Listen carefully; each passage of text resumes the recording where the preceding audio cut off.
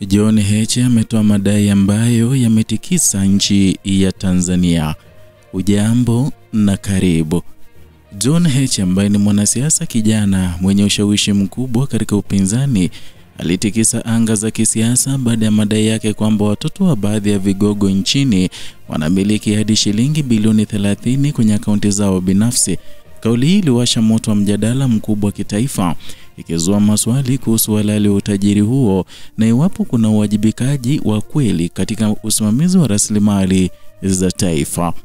Ingawa hakuwataja majina ya wahusika, madai haya yalichochea gumzo mitandaoni na mijini, huku wananchi wakielekeza macho kwa vyombo vya uchunguzi kama TAKUKURU na pia bunge ili kuingilia kati. Wengi walidai kuwa ni lazima hatua zichukuliwe ili thibitishwe ukweli wa madai hayo na kuondoa tetesi zinazoweza kuathiri imani ya wananchi wa serikali na taasisi zake. Taarifa hii ilionekana kugusa moja kwa moja maslahi ya taifa, kwani hoja ya watoto wa vigogo kumiliki fedha kubwa namna hiyo imefungua mjadala kuhusu mgawanyo wa rasilimali na nafasi ya vizazi vijavyo katika uchumi wa taifa.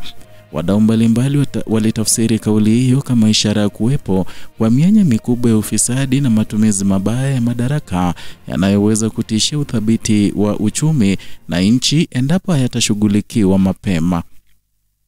Shinikizo jipya lilielekezwa kwa serikali na kuweka wazi mali za viongozi pamoja na familia zao, na ni jambo ambalo lingesaidia kujenga uaminifu kwa wananchi.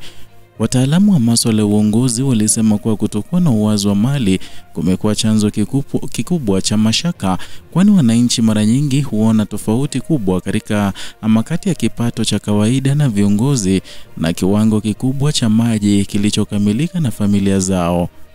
Aidha, madai haya yameweka wazi changamoto kubwa ya uwajibikaji katika uongozi, hasa wakati ambapo wananchi wa kawaida wanakabiliana na gharama kubwa za maisha, ukosefu wa ajira na huduma za kijamii zisizotosheleza.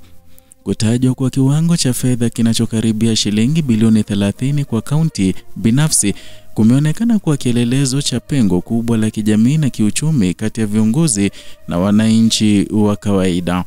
Wachambuzi wa siasa waliongeza kuwa mjadala huu unaweza kuwa na athari kubwa kuelekea uchaguzi mkuu, kwani utumike kama kioo cha kuonesha namna viongozi wanavyosimamia rasilimali za umma.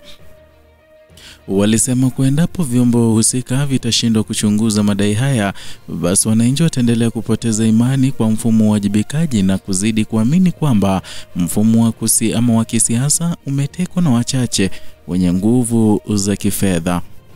Kwa sasa macho yote yameelekezwa kwa taasisi za serikali zikitazamiwa kuchukua hatua stahiki ili kulinda heshima ya taifa na kuhakikisha kuwa rasilimali za umma ziendelee kuwanufaisha wachache pekee.